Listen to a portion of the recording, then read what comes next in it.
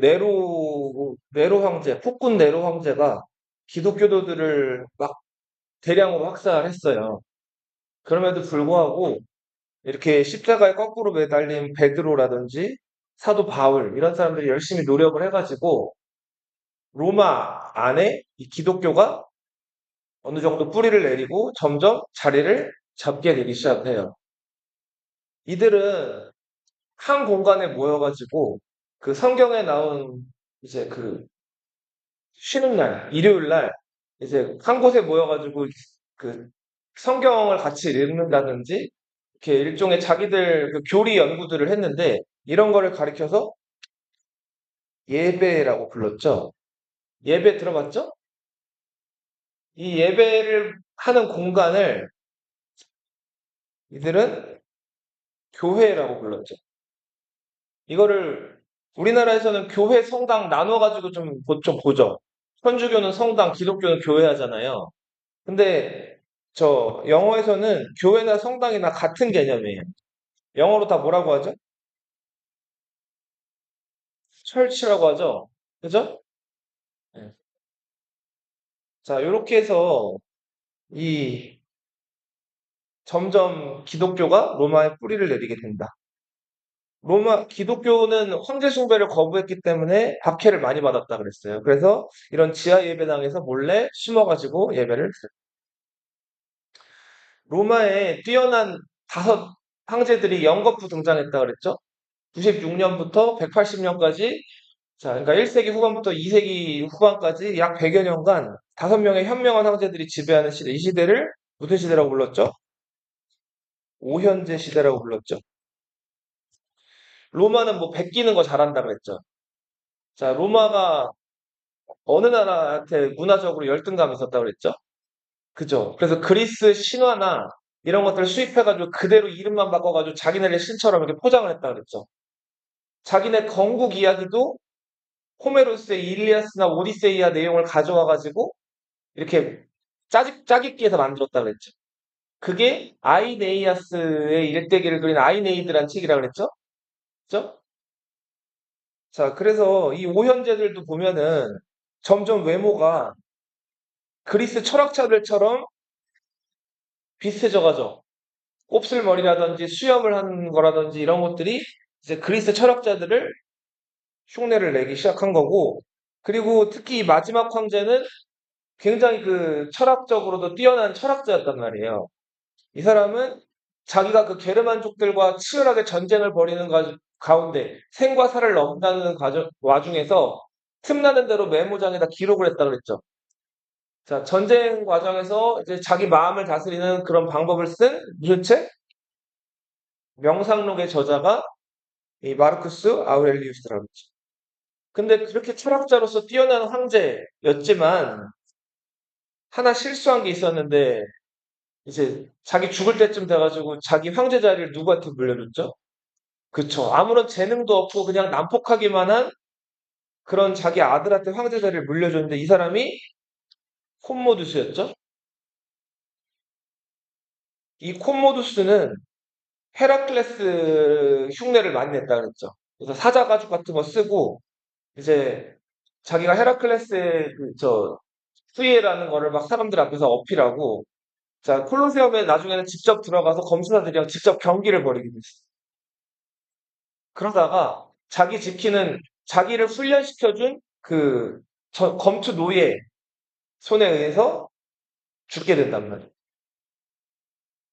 원로원에서 이 콤모두스를 죽이라고 사주를 해요. 나르키소스라는 이 콤모두스를 직접 가르쳤던 검투 노예가 이제 잠자리에 침실로 들어가고 있던 콤모두스를 기습해서 죽여요.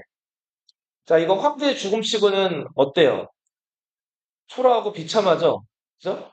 이 이후에 로마는 한동안 혼란기를 겪다가 3세기 중반에는 234년부터 284년까지 50년 동안 22명의 황제가 계속해서 서로 죽고 죽이면서 황제 자리를 빼앗는 황제 시대가 있었어요. 이때 이 황제들은 로마 군을 이끌던 군단장들이었단 말이에요. 그러니까 군의 힘으로 강제로 황제 자리를 빼앗고 이제 자기들이 황제가 되는 거예요. 이 시대를 뭐라고 한다? 군인 황제 시대라고. 근데 또 이게 하는 피부가 하는 게 있어요. 하루는 아니고 제가 알기로는 한 일주일 정도 최단 기간이 황제 자리에 일주일 있다가 부하의 이제 배신으로 이제 목숨을 잃고 쫓겨나고 이런 상황들이 계속 전개가 된다. 자, 마침 지도가 나왔으니까 우리 또 한번 볼게요. 자, 로마가 이제 그 카르타고 무너뜨리고 이제 그 이 지중해 지역을 장악을 하는데 로마 잘 나갈 때 오현대 시대 때 로마의 영역이 이렇게 넓었어요. 지금 이탈리아라는 나라가 있고 여기는 지금 어느 나라죠? 프랑스죠. 자, 그리고 여기 지금 삼면이 바다인 여기 무슨 반도예요? 이게 너무 이베리아 반도죠. 이 이베리아 반도에 있는 지금 나라 무슨 나라죠? 스페인이죠. 그죠? 스페인과 여기 이쪽 사이드에 붙어 있는 나라가 포르투갈이에요. 자, 그리고 여기 이 좁다란 바닷길 무슨 해협이에요? 지브롤터 해협이에요. 맞아요. 나중에 여기서 나폴레옹이 영국군이랑 이제 싸우게 되는데 이겼을까요? 졌을까요? 진단 말이에요. 그 유명한 트라팔가르 해전이. 하나는 그게 아마 지명으로 알고 있는데 선생님 좀 확인을 해주. 이런 제가 그렇게 여기 추락하는 우리도 좀 있어요. 네.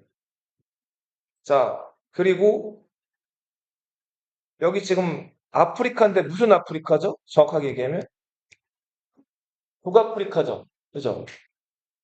자, 북아프리카에 있는 여러 나라들. 지금 여기 이 나라는 무슨 나라일까요? 모로코란 나라가 있고요. 여기는 무슨 나라가 있죠?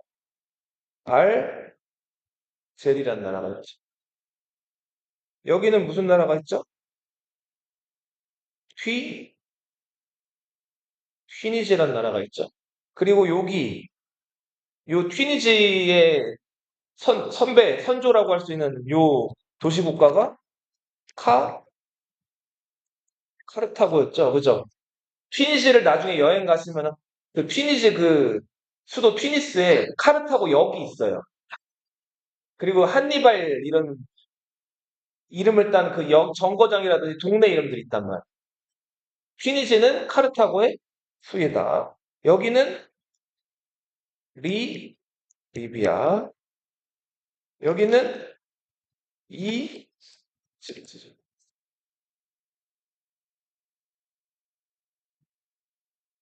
자주자주 봐야 돼요. 그래야 익숙해져요. 자, 요렇게 북해로 흘러들어가는 이 강 무슨 강이에요? 라인강이죠? 그죠? 이 라인강 동쪽 지역 그리고 여기는 이렇게 흘러들어가는 이 강은 무슨 강이죠? 다 다뉴브 강이죠? 그죠? 라인강 동쪽, 다뉴브 강 북쪽, 여기가 지금의 독, 독일이죠. 그죠? 예? 요렇게 흘러나가는 이 강은 무슨 강이에요? 엘베 강이에요. 엘리베이터 아니다. 엘베강 동쪽에 있는 도시, 베를린이라고 들어봤어요?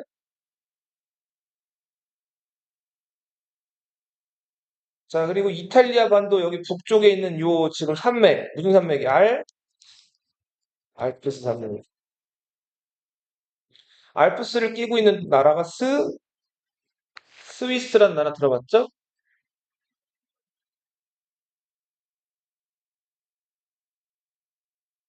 그리고 독일의 이제 동남부에 있는 오스트란 말이 동쪽을 뜻하는 말이. 오스트리아. 들어봤어요? 그리고 오스트리아 바로 여기 동남쪽에 헝가리라는 나라가 있었죠. 헝가리는 마자르족이라는 족이 우랄 산맥, 러시아에 살고 있던 야만족이었던 마자르족이 와가지고 세운 나라가 헝가리.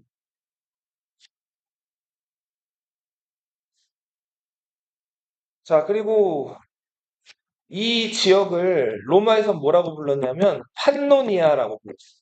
뭐라고 불렀다고요? 판노니아.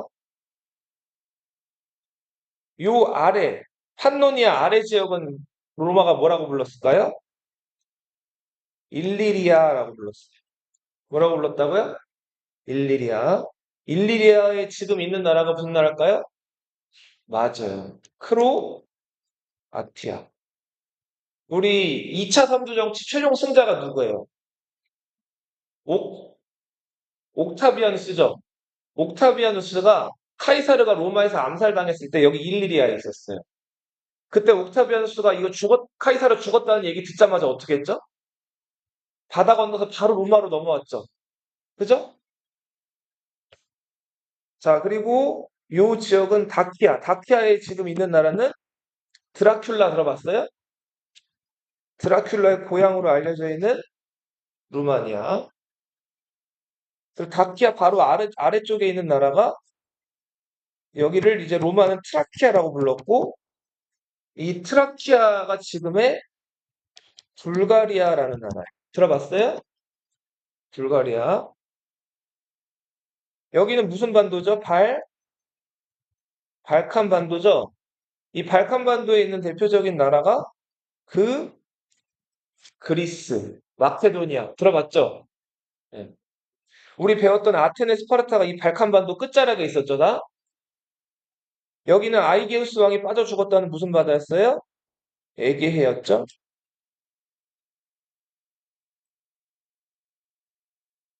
그리고 여기는 좁은 바닷길이 통하죠. 무슨 바다예요? 보스 호루스 해협이죠. 암소가 건넜다는 그 바닷길. 여기는 알렉산더 대왕이 페르시아 정복할 때 건넜다는 좁은 해협. 무슨 해협이죠? 다르다넬스 해협. 그리스 사람들은 헬레스폰트라고 부르죠. 헬레가 빠진 바다라 그래가지고 황금빛 양을 타고 가다가 여기에 지금 있는 나라는 튀르 튀르키예죠. 여기는 예전에 그리스의 왕자였던 그리스 메가라라는 폴리스의 왕자였던 비잔타스가 건설했다 그래서 요 땅을 비잔티움이라고 불렸어요. 그 왕자 이름을 따가지고.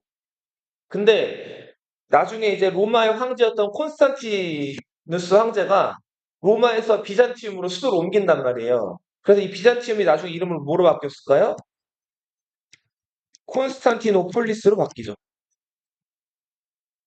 혹은 콘스탄티노플 그냥 이렇게 부르기도 하고. 나중에 또 이름이 뭐라고 바뀌죠? 이게 오스만 제국의 지배를 받으면서 이스탄불로 바뀌게 되죠. 자, 튀르키예가 있는 이 반도를 우리는 뭐라고 불러요? 그러니까 우리는 여기를 소아시아라고도 부르고 아나톨리아 반도라고도 부른다 그랬죠? 터키 있는 데를. 자, 요 지역은 우리 뭐라고 부르죠? 동, 그리고 같은 표현으로 근동, 동쪽 해가 뜨는 곳이라고 해서 오리엔트. 그리고 무슨 아시아? 이쪽은 서아시아 이렇게 부른다기도 한다 그랬죠? 티그리스강, 유프라테스 강이 이쪽에 흐르기 때문에 이 지역을 뭐라고도 부른다 그랬어요? 메소포타미아 이렇게 부르기도 한다 그랬죠? 이 중동에 있는 대표적인 나라가 무슨 나라가 있어요? 아시리아, 시리아가 있죠? 시리아는 옛날에 뭐라고 불렸을까요? 페니키아라고 불렸죠? 그리고 여기 유대인들이 많이 사는 지역이죠? 이스라엘은 옛날에 뭐라고 불렸죠? 헤브, 헤브라이라고 불렀죠? 이 이스라엘 사람들은 유일신 여호와 야훼를 믿죠? 그들이 자기들 언어로 이제 그 하나님의 계시를 받아 적어가지고 자기들 그 경전으로 삼았단 말이에요. 이 사람들이 경전으로 삼았던 이 책을 토라, 구약 성경이라고 하죠. 그죠? 그 구약 성경은 어떤 언어로 기록됐다 그랬어요? 헤브라이어, 그러니까 히브리어로 기록됐다 그랬죠? 그죠? 자, 이렇게 로마가 잘 나갔어요. 한동안. 그리고 이렇게 정복한 지역, 요거 하나 더 좀 쓰면은, 당시 프랑스 갈리아 지역에 살고 있던 이 에스파냐, 갈리아, 브리타니아는 지금 영국이죠. 요 지역에 넓게 살고 있던 애들이 무슨 족이었어요? 노란 머리에 푸른 눈, 바지를 입고 다니는 켈, 켈트족들이 살았죠? 그죠? 이거를 당시 카이사르가 로마 군을 이끌고 가가지고 여기다 정복하잖아요. 갈리아 원정을 하잖아요.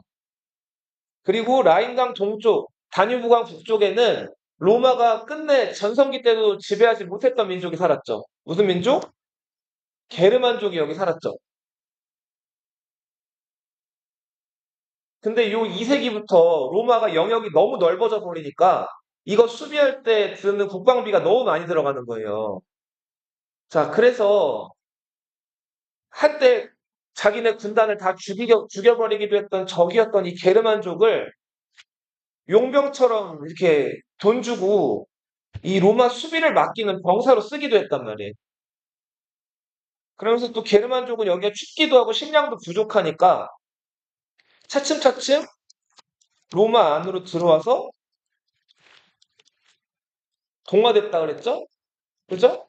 근데 동화가 완전히 된 줄 알았는데 그렇지만도 않았어요. 일단은 로마 사람들이 자기네 땅 안으로 들어와 있는 이 게르만족들을 차별했단 말이에요. 무시하고.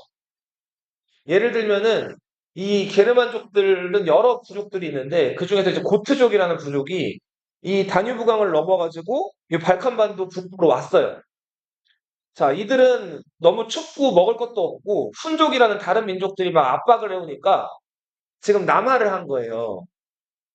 그러면은 쫓겨온 거죠. 쫓겨온 사람들이 먹을 게 있어요? 먹을 게 없죠. 그리고 헐벗고 굶주렸겠죠. 자, 근데 로마인들이 얘네들을 이제 대하는데 처음에는 머물 공간이랍시고 여기 지금 임자 없는 땅들, 많은 땅들 거기는 아무데나 얘네들을 방치하다시피 그냥 내버려 뒀어요. 자, 근데 그것도 좀 얼마 지나지 않아가지고 여기는 안 되겠어. 다른 곳으로 가. 자, 이런 식으로 계속 이 게르만족들을 여기로 보냈다가 저기로 보냈다 하는 거예요. 게르만족들은 조금 정착해가지고 농사도 짓고 좀 살만하면은 자꾸 로마인들이 여기저기 가래요. 그러면서 땅을 주겠다고 약속은 하는데 결과적으로 땅을 줬을까요? 안 줬을까요? 땅을 주질 않아요. 그러면서 부려먹기만 하고 여차하면은 저 이런 넓은 경작지 라티푼디움 같은 데 데려가가지고 막 임금도 안 주면서 일을 시키고 그리고 뭐 이거 이제 뭐 이렇게 저렇게 얘네들이 모여가지고 따지면은 자식들 잡아가서 자식들이 인질로 삼고 협박을 하고 그리고는 심지어는 이 자식들을 그 노예로 팔아먹기도 하고 뭐 이런 짓들을 한단 말이에요. 자, 그래서 아무튼 게르만족들은 로마 안으로 조금씩 들어와 이제 스며들어 살면서 로마인들이랑 마찰을 겪기 시작을 한다.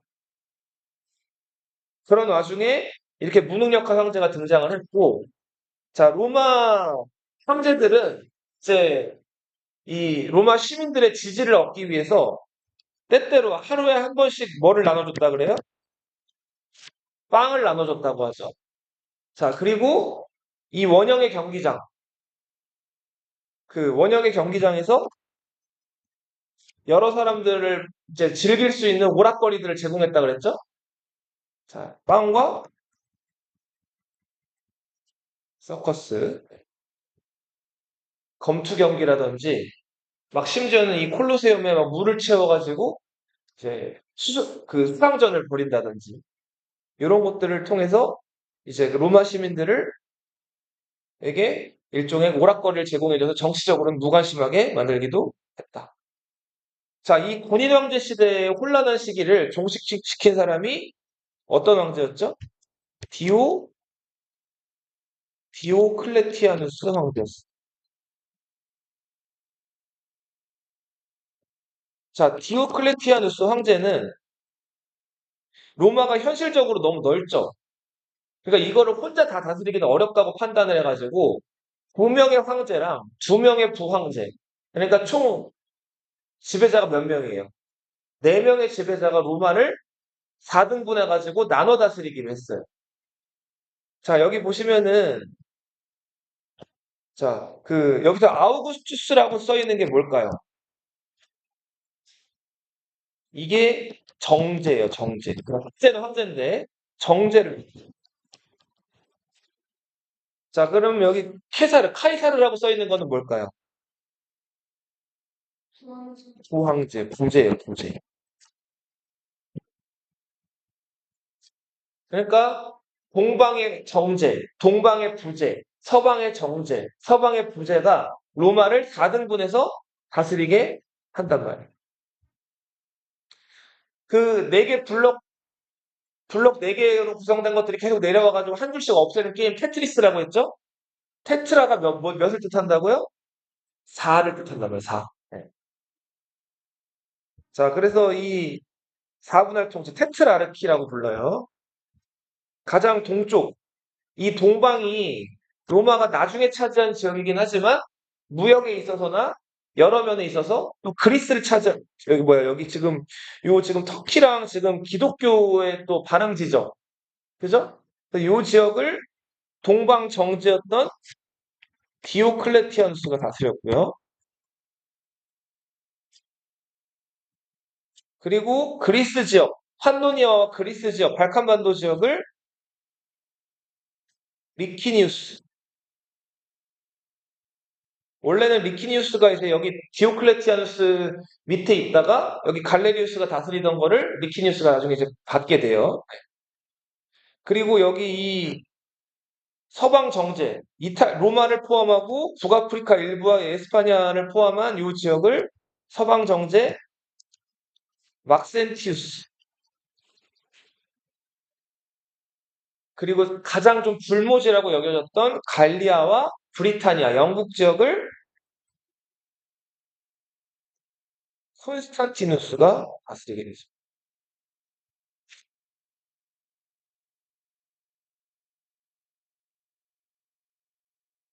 디오클레티아누스가 이제 은퇴를 선언한 다음에 이제 죽게 되는데 그러면서 이 지역을 다이아라고 불리는 황제가 가져가게 돼요. 자, 콘스탄티누스는 이 네 명의 황제들 중에서 가장 힘이 좀 약했어요. 병력도 부족하고 식량도 부족하고. 자, 그런데 이 막센티우스랑 일전을 벌이는데 이 일전에서 이길까요, 질까요? 저번 시간 막판 얘기를 했죠. 이겼죠. 자, 이 사람이 콘스탄티누스 황제예요. 이 사람 전쟁 직전에 불리한 상황에서 꿈을 꿨다 그랬죠. 하나님 예수님을 만난 거예요. 그래서 어떻게 했다 그랬죠? 방패에다가 이 문양을 그리겠다 그랬죠. 그죠? 이 지금 우리는 XP라고 보이는데 이게 XP가 아니라 그리스어로는 X를 카이라고 부르고 P는 로라고 했죠? 자, 이 카이로 문자로 쓰여진 이게 그리스도를 뜻한단 말이에요. 너희 그래서 여기 성당이나 이런 데 가보면 이런 마크들이 있거든요. 이게 그리스도를 상징하는 카이로 문자예요. 이 문자를 로마 군의 군단 깃발을 라바룸이라고 부르는데 이 라바룸에다가 그리게 한 거예요. 그리고 우리는 주님의 군대다, 하나님의 군대다 이름을 얘기하면서 콘스탄티누스가 군대를 이끌고 로마로 진격을 한 거예요. 자, 이때 그 로마를 지키고 있던 서방 정제 막센티우스가 콘스탄티누스 제자를 밀비우스 다리라는 곳으로 유인을 했다 그랬죠? 근데 콘스탄티누스 제자가 이게 뭔가 수상해가지고 그 다리로 갔다 그랬어요? 안 갔다 그랬어요? 안 갔다 그랬죠? 자, 막센티우스의 계획은 이 콘스탄티누스 제자가 그 위태위태한 다리로 올라오게 되면은 다리 줄을 끊어가지고 이 콘스탄티누스 제자를 강물에 빠뜨려 죽이려고 했단 말이에요. 근데 유인하려고 하는 사람이 안 오니까 조바심이 나가지고 이 막센티우스가 지가 먼저 밀비우스 다리에 올라갔어요. 그리고 와라 와라 하고 유인을 했는데 이 끝내 콘스탄티누스가 안 오는 거예요. 자, 그런 상황에서 콘스탄티누스 대제 부하들이 막 그 부실한 다리로 막 올라오니까 그 다리가 못 견디고 어떻게 돼버렸을까요? 무너져 버렸다. 그래서 갑옷을 입고 있던 막센티우스가 어처구니 없게도 그 강물에 빠져가지고 갑옷 무게 때문에 물 밖으로 못 나와서 죽는단 말이에요. 이렇게 해서 콘스탄티누스 대제가 서방을 평정하게 돼요. 자, 그리고는 동방을 평정한 밀비우스 다리 전투. 여기서 승리를 거두고요. 313년에는 이제 동방 부제 다이아를 거의 무너뜨리기 직전에 와 있었던, 동방을 거의 통일하기 직전에 와 있었던 리키니우스를 만나요. 자, 리키니우스를 만나가지고는 콘스탄티누스 대제가 자, 이런 협약을 맺죠. 지금 빨리 와. 로마 안에 문 닫고. 이 로마 안에 기독교도들이 많다. 이 기독교도들을 무시하거나 이 기독교도들을 깔아뭉개거나 박해를 하기만 해가지고는 로마를 다스릴 수가 없다. 로마 황제는 결국은 그 시민들의 또 지지라든지 이런 걸 받아야지만 황제 자리를 유지할 수가 있었기 때문에 콘스탄티누스 대제가 동방 황제였던 리키니우스를 설득을 해가지고 기독교뿐만 아니라 로마 안에 있는 여러 종교들을 다 공식적으로 인정하기로. 이게 밀라노에서 발표한 무슨 칙령? 밀라노 칙령이에요. 이 밀라노 칙령으로 로마 안에 있던 모든 종교들이 다 공식적으로 인정돼요. 이렇게 해서 이렇게 쓸게요. 기독교가 이제서야 공식적으로 인정되는. 공인됐다는 거는 이제는 숨어서 예배드릴 필요가 없게 됩니다. 자, 우리 예수가 죽은 다음에 300년이 지난 상황이에요. 수도 없이 많은 박해랑 그 공격을 당했던 기독교가 이제서야 마침내 4세기 초반에 들어서야 로마에서 이제 그 어두운 곳에서 빛이 있는 곳으로 나오게 됩니다. 자, 하지만 모든 사람들이 다 이제 기독교를 전적으로 신봉하는 건 아니었어요. 로마는 전통적인 종교가 있었죠. 로마의 전통 종교는 뭐예요? 그리스에서 수입해온 신들을 믿었죠. 그죠? 그래서 그리스 사람들은 제우스라고 불렀지만 로마 사람들은 뭐라고 불렀어요? 유피테르, 그죠? 영어로 주피터라고 부르는 그 최고신을 믿었고 그 밖에 여러 그 로마 신화에 나오는 신들을 믿었단 말이에요.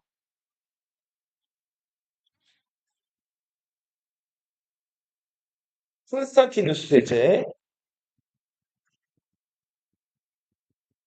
서방의 황제죠?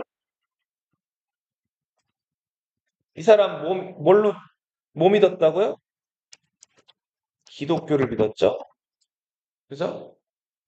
반면에 동방을 이제 통일한 다이아를 무너뜨리고 동방을 통일한 리키니우스는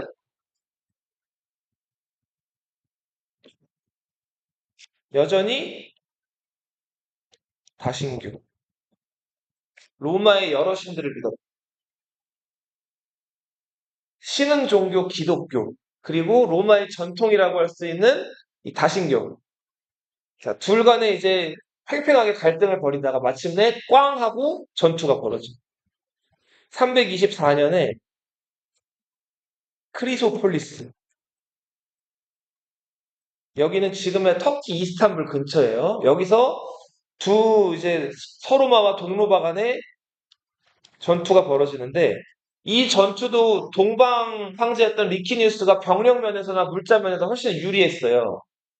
그런데 이번에도 콘스탄티누스 대제가 이벤트를 하나 그럴듯하게 준비했네요. 이번에 어떤 이벤트를 준비했을까요? 저번에 우리 밀비우스 다리 전투에서는 어떤 이벤트 준비했죠? 방패에다가 혹은 깃발에다가 그쵸 십자가나 그 예수를 상징하는 그 카이로 문자를 새기고 전투에 나왔다 그랬죠. 이 문자를 그죠? 이번에는 이거보다 더 드라마틱한 걸 하나 마련을 해요. 그 황제 주변에 있는 커다란 그 군단 깃발, 황제를 상징하는 그 군단 깃발에다가 십자가보다 더 드라마틱한 거. 예수의 얼굴을 예수의 초상이죠? 이런 걸 그려가지고 탁 이렇게 든단 말이에요.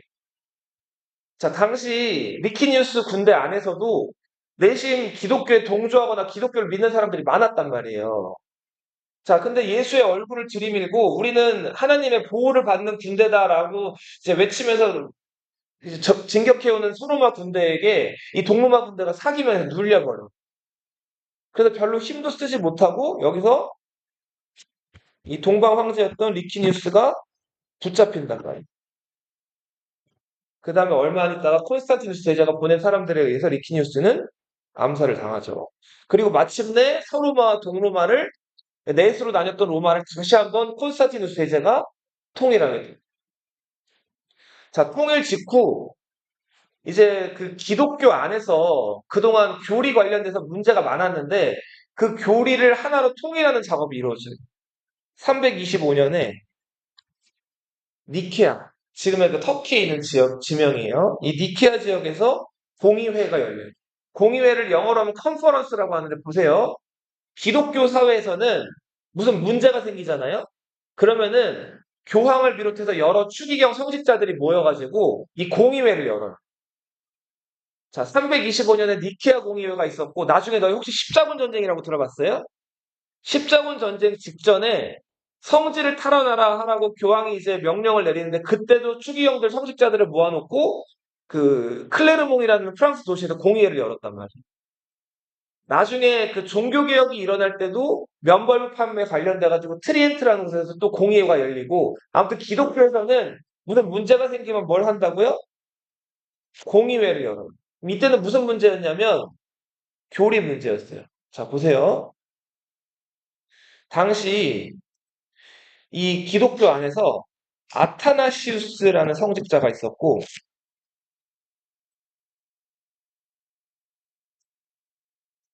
아리우스라는 성직자가 있어요.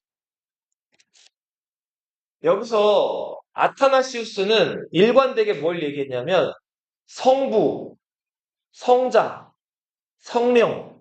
성부가 누구죠? 성부? 성스러운 아버지 하나님이죠. 성자는 누구예요?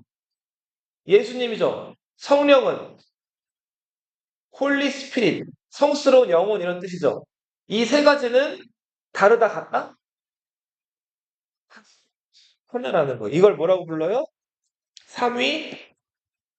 삼위일체라고.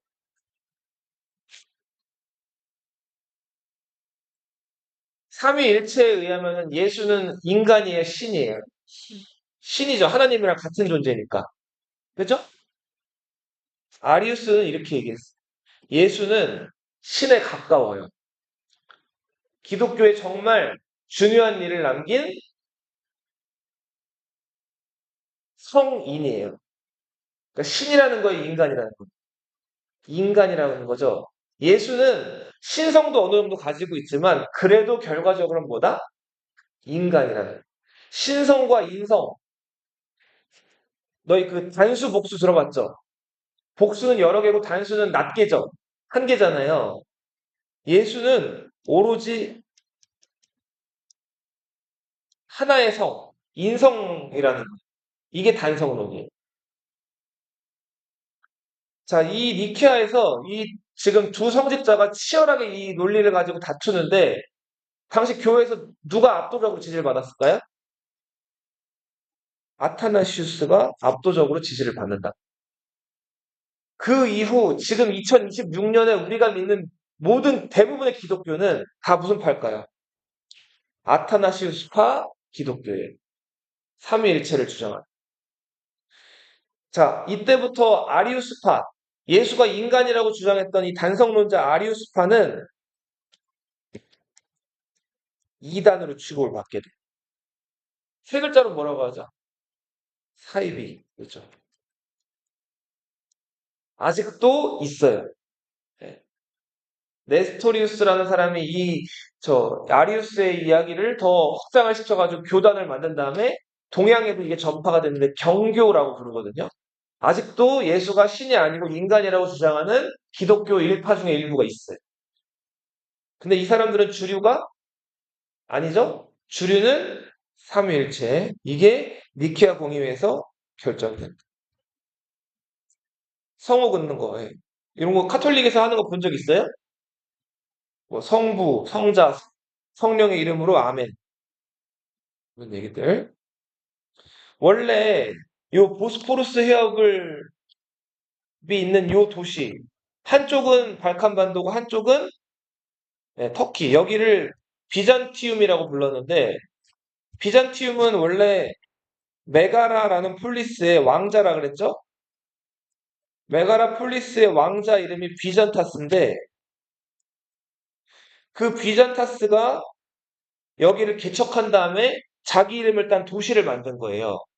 그게 비잔티움이었단 말이에요. 도시 이름이 비잔티움이었는데 이 도시를 수도로 했기 때문에 비잔티움 제국이라고 나중에 이제 불리게 되는 거예요. 동로마 제국.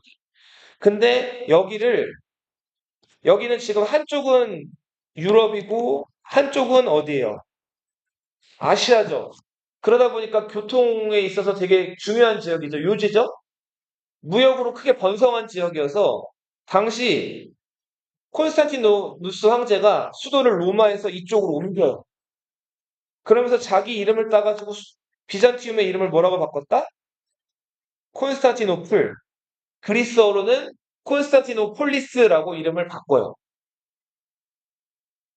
331년에. 그리고 훗날 이 콘스탄티노폴리스가 이슬람 세력에게 함락당해요. 1453년. 이슬람의 술탄, 오스만 제국의 술탄이었던 메흐메트 2세가 여기 이름을 뭐라고 바꾼다? 이스탄불이라고 바꾸어 부르게 된다. 그래서 지금은 이 도시를 뭐라고 불러요? 이스탄불이라고.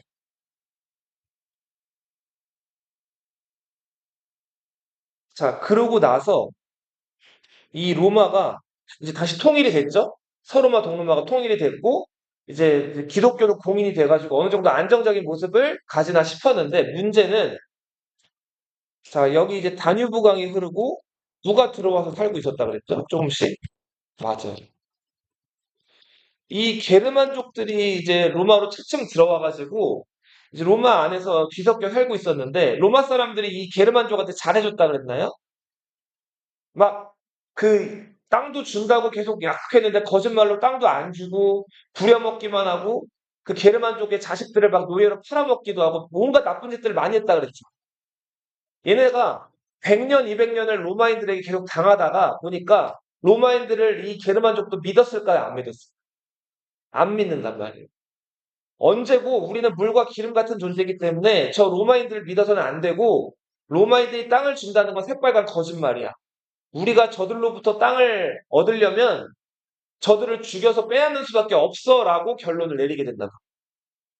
게르만족은 여러 부족이 있었어요. 고트족, 뭐 프랑크족, 간달족, 뭐 수에비족 여러 민족들이 있었는데 그 중에서 가장 먼저 이 발칸반도 지역에 정착했던 게르만족이 고트족이었어요. 고트족. 고이 트롤 이런 거 아니다. 고트족. 네. 자, 고트 하면은 영어로는 이렇게 써요. 자, 이 고트족은 집을 짓거나 건설을 할 때 뾰족뾰족하게 건설을 했어요. 자, 이런 식으로. 예, 이 양식을 무슨 양식이라고 한다? 고딕 양식이라고 한다. 자, 중세 교회들이 지금도 이렇게 교회 보면은 십자가가 다 이렇게 뾰족한 그 척탑 위에 달려 있죠. 교회 건물 본 적 있잖아요. 그죠? 그 양식을 고딕 양식이라고 하는데 이 고딕 양식이 어느 쪽의 양식이다? 고트족의 건축 양식. 이 고트족들 중에 일부, 프리티게른이라는 그 리더가 있었는데, 이 사람은 뭐, 몰라도 괜찮아요. 당시 역시 마찬가지로 로마 황제들이 땅을 주겠다고 했는데, 땅을 줬다, 안 줬다? 주지 않았단 말이에요. 자, 그래서 화가 난 이 프리티게른이 이끄는 고트족이 이제 진짜로 자기네들끼리 좀 모여가지고 준비된 무기, 그동안 숨겨놨던 무기들을 가지고 로마인들을 기습해서 죽여요. 오, 이거 안 되겠네? 로마에 있던 황제가 이 고트족을 잡으러 와요. 당시 서로마의 황제는 발렌스라는 사람이었어요. 그리고는 이 발칸반도에 있는 아드리아노플이라는 곳에서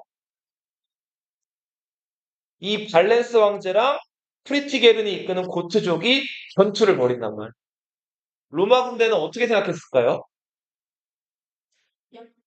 그치. 황제가 직접 왔고, 뭐, 고트족이라 봤자 그동안 로마인들이 밥처럼 여기던 애들인데, 얘네가 뭐, 화났다고 뭉쳐서 온 거예요. 별거 아니겠지 하고 밟아버리려고 그랬어. 근데 어떻게 됐을까요? 잘 폈어요. 로마 황제가 죽는단 말이에요. 전쟁에서. 얕봤던 고트족, 게르만족한테 황제가 어떻게 됐다고요? 전쟁에서 죽었단 말이에요. 자, 이제 게르만족은 무시할 수 없는 세력이 돼버렸어. 자, 요런 상황에서 황제가 죽은 다음에 로마의 뛰어난 장군이었던 테오도시우스라는 사람이 원로원의 추대를 받아가지고 황제에 즉위하게 돼. 테오도시우스 1세.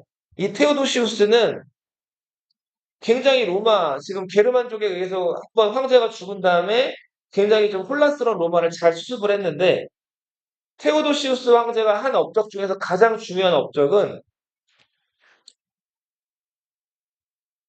기독교를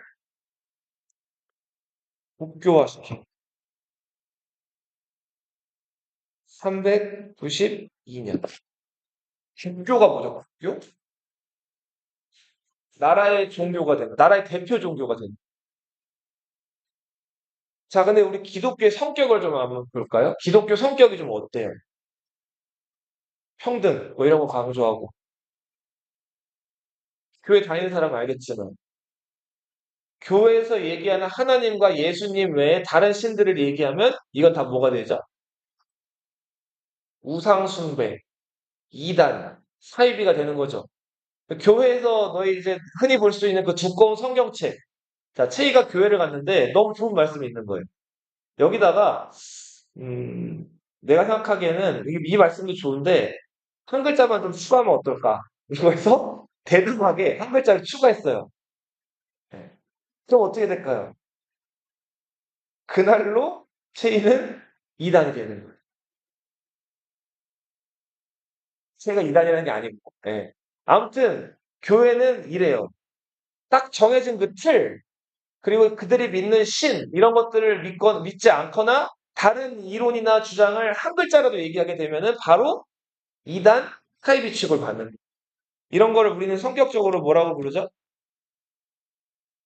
배타적이라고 부르죠. 배타적이라는 말 들어봤어요? 다른 걸 잘 받아들이는 거예요, 안 받아들이는 거예요? 등 돌리는 거예요, 안 받아들이는 거예요. 영어로는 exclusive라고 부르죠. 그래서 기독교는 다른 종교들에 대해서 그동안 자기들이 계속 박해를 받아왔죠. 그죠? 네로 때부터. 근데 국교가 된 순간부터 어떻게 했을까요? 다른 종교들을 앞장서 가지고 박해하기 시작합니다. 원수마저 사랑하라는 그 예수의 가르침은 어디 가고. 예. 자, 지금 이교도들이 신성한 나무라고 생각했던 이 나무 아래서 이 짐승을 지금 제물로 놓고 자기들의 종교 의식을 하고 있는 현장을 기독교, 십자가 든 기독교들이 지금 기습을 한 거예요. 그 나무를 어떻게 하고 있어요? 베고 있죠? 그죠? 이 사람들 다 어떻게 했을까요? 다 잡아다가 죽여요. 리더들은 어떻게 했을까? 어디 매달았을까요? 십자가에 매다는 거예요. 당했던 걸 이거보다 두 배, 세 배, 몇 배로 더 갚아줬던 게 기독교라. 이교를 박해하기 시작하죠. 그런 단독을 믿음과 그죠? 테오도시우스가 죽으면서 로마는 아무리 봐도 혼자 다스리기는 어려워. 그래서 자기 아들 둘한테 로마를 나눠주게 돼요. 똑같은 실수를 또 반복하게 되는 거예요, 역사에서는. 자기 큰아들한테는 서로마를, 호노리우스한테, 둘째 아들한테는 동로마, 아르카디우스. 자, 이렇게 해서 테오도시우스가 죽으면서 로마가 다시 동과 서로 어떻게 된다? 나눠지게 됩니다. 자, 동로마와 소로마가 이렇게 나눠졌어요. 자, 서로마의 수도는 어디였을까요? 서로마. 로마인데, 이 당시 로마는 그, 많이 좀 뭐랄까 좀 쇠퇴했어요. 그러니까 중요한 것들이 다 콘스탄티노플리스로 많이 건너갔기 때문에 로마를 대표하는 거는 로마에 있는 거라고는 이제 교황이라든지 중요한 사람들이 있긴 했지만 로마는 이전에 로마가 잘 나갈 때에 비하면 많이 힘이 빠졌어요. 그리고 게르만족들이 이 로마 근처에 자꾸 들어와가지고 로마를 위협했기 때문에 방어에 유리한 곳으로 소로마 황제는 수도를 옮기다시피 해서 여기 많이 머물렀는데 여기가 라벤나라는 곳이. 소로마 황제는 주로 어디 많이 머물렀다? 라벤나. 라벤나로 왜 갔냐면 라벤나는 사방이 늪지예요. 그러니까 저기 접근해 보기가 쉬워요, 어려워요? 어렵죠. 동로마는 무역에 있어서도 방어에 있어서 너무너무 유리한 어디? 콘, 예, 여기를 수도로 정하게 됩니다. 근데 동로마 제국의 수도 콘스탄티노폴스가 옛날 이름이 뭐라 그랬죠? 그래서 이 동로마 제국을 사람들은 동로마 제국이라고도 불렀지만 뭐라고 또 많이 불렀다? 비잔티움 제국이라고. 게르만족들이 야금야금 들어와 살다가 이 동로마 제국은 다뉴브강이 상당히 뛰어난 자연적인 방어 역할을 해줬고 또 여기는 황제권이 강해가지고 이 게르만족의 침략을 어느 정도 막아냈는데 서로만은 그렇지가 못했어요. 이 게르만족이 야금야금 들어와서 이쪽에 살다가 그리고 한때 게르만족들이 로마를 지키는 용병 역할을 하기도 했다 그랬죠. 용병은 뭐 받고 싸우는 사람들이에요? 그쵸? 돈 떨어지면 더 이상 싸워요, 안 싸워요? 안 싸우죠. 이 게르만족 중에 하나, 스키리족이라는 부족의 용병 대장이었던 오도 아케르라는 사람이 소로마의 마지막 황제, 공교롭게도 로마를 세운 사람이랑 이름이 같아요. 로물루스 아우구스투스로부터 황제 자리를 빼앗게 돼요. 이렇게 해서 소로마 제국은 자, 동로마랑 나눠진 지 100년도 채 안 돼가지고 476년에 멸망하게 됩니다. 소로마 제국 몇 년에 멸망했다고요? 476년에.